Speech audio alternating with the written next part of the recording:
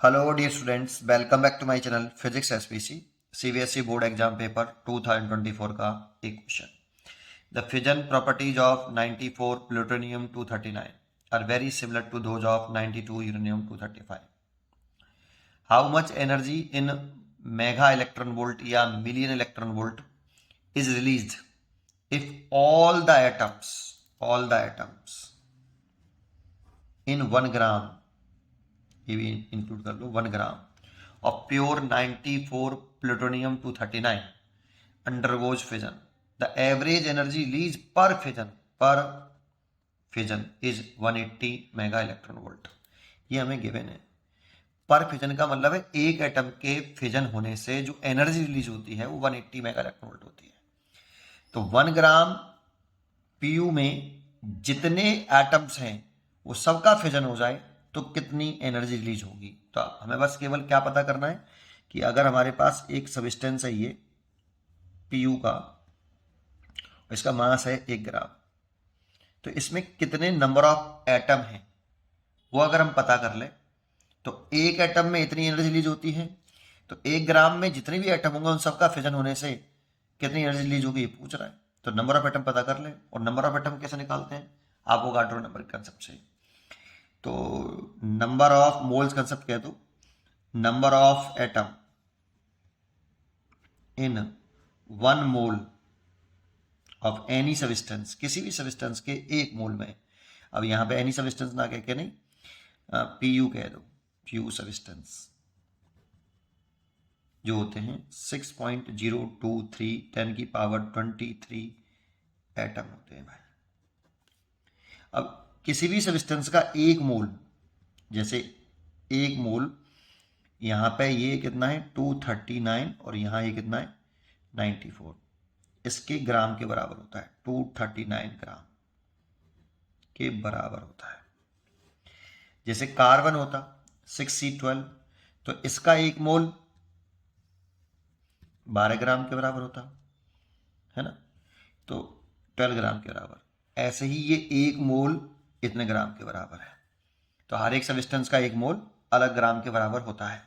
यहाँ पे पीयू कह रहे हैं इसीलिए 1 मोल इसका 239 ग्राम के बराबर है. और किसी भी सब्सटेंस के 1 मोल में इतने एटम प्रेजेंट होते हैं, ये हमेशा याद रखो. जैसे कार्बन के 1 मोल में अगर हम नंबर ऑफ एटम कहें तो इतने ही होंगे, लेकिन उसका 1 मोल 12 ग्राम के बराबर होगा, इसका 1 मोल 239 ग्राम के बराबर है. बस इतना डिफरेंस होता है. आइए, इसीलिए ऐसे लिख सकते हैं नंबर ऑफ एटम इन 1 मोल लिख सकते हैं यहाँ पे 239 ग्राम ऑफ पीयू सब्सटेंस. कितना 6.023 10 की पावर 23 एटम. तो 1 ग्राम में निकाल लो क्योंकि हमें 1 ग्राम में नंबर ऑफ एटम चाहिए. तो नंबर ऑफ एटम इन 1 ग्राम में अगर हम कहें पीयू सब्सटेंस 6.023 10 की पावर 23 डिवाइडेड बाई 239. अब इसको सॉल्व करना है. देखो इसमें से 3 पावर का मल्टीप्लाई कर दो इसमें, तो 6023 हो जाएगा और ये नीचे हो जाएगा 239 और ये हो जाएगा 10 की पावर 20. मैंने 10 की पावर 3 अलग करके इसमें 1000 का मल्टीप्लाई कर दिया, तभी तो 6.023 था, इतना हो गया. अब इसकी कैलकुलेशन कर लेते हैं, यही कर देता हूँ. 239 में डिवाइड करो 6023 में इतने का डिवाइड करके देखते हैं. देखो इसमें करते हैं, अगर 6 का करेंगे तो इसमें देखो 6 का डिवाइड तो नहीं जा रहा, 5 का जा रहा है ना. नहीं 5 का भी नहीं जा रहा, 2 का जा रहा है बस केवल. 3 का भी नहीं जा रहा, 3 दूनी 6 हो जाएगा भाई.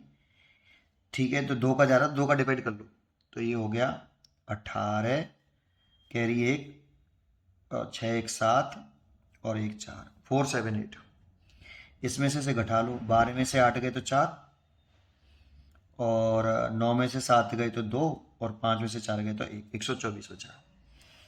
अब इस 3 को कैरी को उतार लो बेटा, यहाँ 3 कैरी उतार ली. अब कितनी बच जाएगा, 6 से करेंगे तो 6 दूनी 12 हो जाएगा और फिर ये इसका भी मल्टीप्लाई तो 5 से चला जाएगा करीब करीब. 5 से कितनी बार गया 45, हाँ सो लगी 4, 15 और 4 19, हाँ सो लगी 1, 10 और 1 11, 1155, 95. घटा लो, 13 में से 5 गए तो आपका कितना 8, और यहाँ पर भी रह गए इतने, तो घटाने पर 4।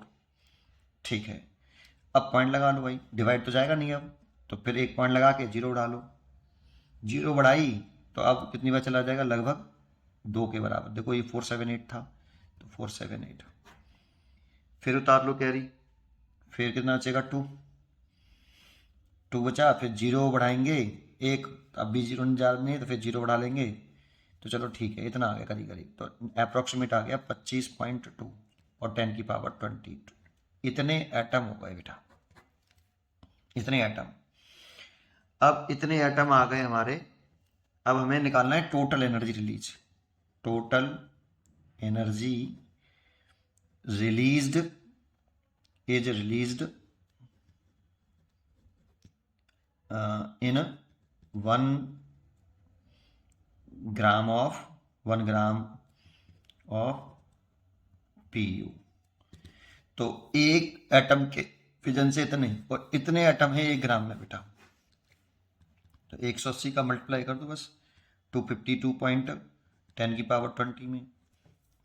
अब 18 का मल्टीप्लाई कर ले 252 में, है ना, 8 दूनी 16 की 6, 8 16 की 1, 8 5 40, 40 41, 8 16 की 4, 8 दूनी 16 और 4 20, और ये 2, ये 5 और ये 2, 6 3 5 4, तो ये आया 4 5 3 6, और एक 0 और आएगा इधर, और एक पॉइंट आएगा यहाँ, और 10 की पावर कितनी 20, तो 4.536 करें तो 3 0 बढ़ा दें उधर, तो 10 की पावर 23।